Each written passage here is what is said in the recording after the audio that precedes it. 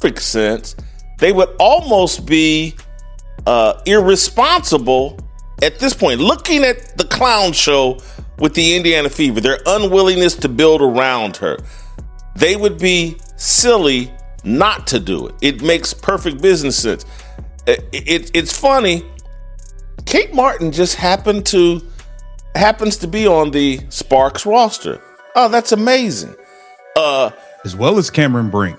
Thank you. That's where. What if the biggest story in women's basketball isn't about a championship run, a playoff race, or even a superstar performance?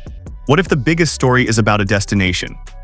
Because suddenly, the conversation surrounding Caitlin Clark isn't centered on how many points she scores, how many assists she delivers, or how many arenas she sells out.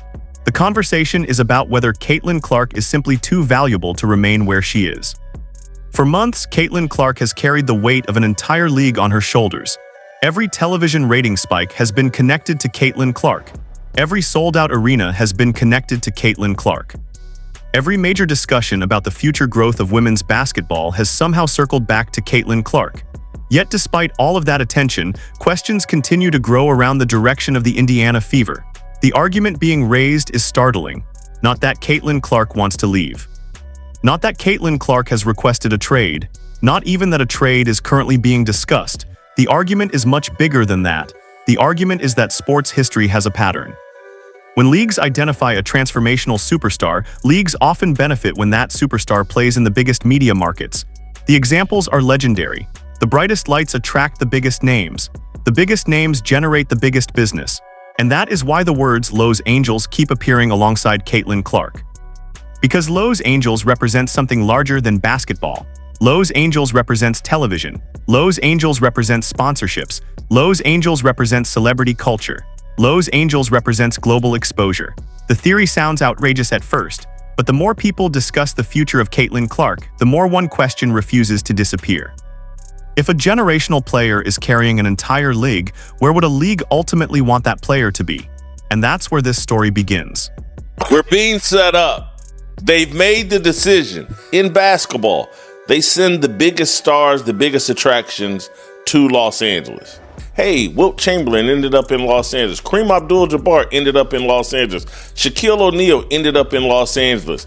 LeBron James ended up in Los Angeles. This is what the NBA does. Should we be shocked they're doing it with the WNBA? And they've already, in my mind... The foundation of this theory starts with perception. Right now, many critics believe the Indiana Fever have failed to fully maximize the unique opportunity sitting in front of them. Every decision involving Caitlin Clark is scrutinized because Caitlin Clark isn't viewed as an ordinary star. She is viewed as a once-in-a-generation business asset. That distinction changes everything. When a normal player struggles, discussion focuses on basketball. When Caitlin Clark struggles, discussion expands to television ratings, ticket sales, sponsorships, and league growth. That is why criticism of the Fever has become so intense. Many observers expected every organizational decision to revolve around accelerating the success of Caitlin Clark. Instead, critics argue that the franchise has often appeared focused on balancing multiple priorities rather than building a system entirely around Caitlin Clark. Whether that criticism is fair or not is almost secondary.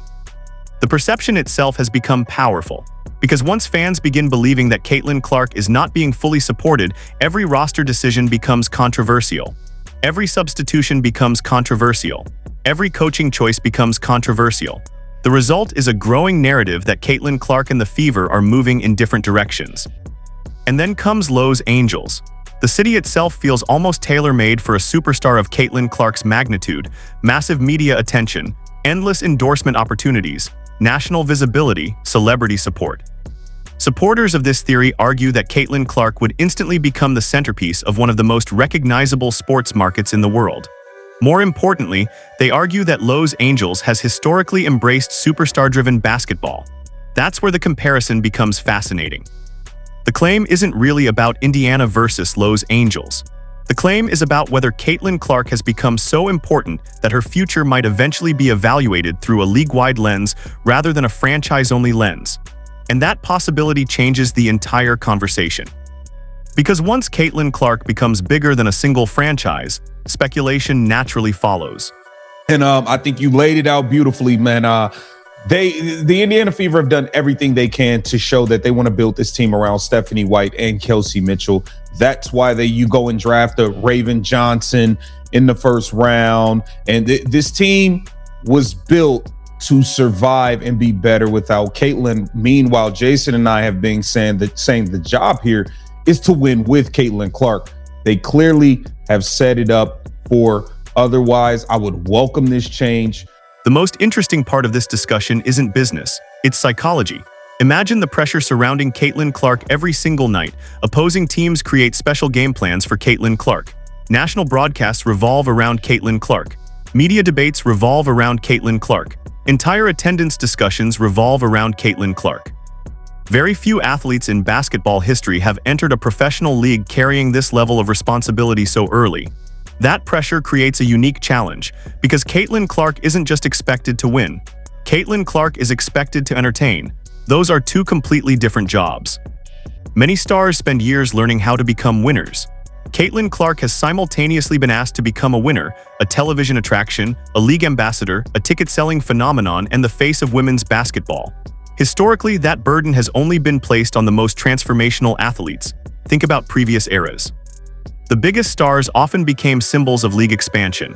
The biggest stars became vehicles for attracting new audiences. The biggest stars became larger than the teams that drafted them. That's why comparisons to historical sports moves continue appearing, not because Caitlin Clark is requesting anything. Not because a trade is imminent, but because transformative athletes have always triggered transformative conversations. The psychology of the situation becomes even more complicated when expectations continue growing. Every missed shot by Caitlin Clark becomes national discussion. Every victory by Caitlin Clark becomes national discussion. Every loss by Caitlin Clark becomes national discussion. That spotlight can elevate a player. It can also create enormous organizational pressure. And if executives ever begin viewing Caitlin Clark primarily as a league-wide growth engine rather than simply a franchise superstar, entirely different strategic conversations begin taking place behind closed doors. That's why this theory refuses to disappear, because the conversation isn't really about basketball anymore. It's about influence. Whitlock has painted the picture. More importantly than what you're getting back, I think for the Indiana Fever, it would be getting rid of the responsibility, because this is what we have to understand as well. Caitlin Clark didn't shoot the ball well last night, but she did have 8 assists, 7 rebounds, solid overall floor game, but not exciting. And I don't think the Indiana Fever are built to deal with the responsibility of not only does she need to play well. Now the story reaches its highest stakes question. What is Caitlin Clark's true value, not basketball value, total value, because those are two very different calculations. A basketball player can be worth victories. Caitlin Clark appears capable of generating something much larger: television audiences, corporate partnerships, merchandise sales, national media attention. New fans entering the sport. That level of impact changes how organizations think. It changes how sponsors think. It changes how broadcasters think. And potentially, it changes how leagues think. This is where Los Angeles becomes such a compelling hypothetical destination. A pairing involving Caitlin Clark and young stars in Los Angeles would immediately become one of the most marketable stories in professional sports. Every game would become a national event. Every rivalry would receive amplified coverage. Every road trip would attract massive attention. For supporters of the theory, that represents a business dream. For opponents of the theory, it represents a complete misunderstanding of what franchises owe their fans, because Indiana invested in Caitlin Clark. Indiana embraced Caitlin Clark. Indiana helped launch the professional chapter of Caitlin Clark's career. The idea of moving Caitlin Clark elsewhere feels unthinkable to many fans, and that's exactly why this discussion has become so explosive. At its core, this debate isn't about a transaction.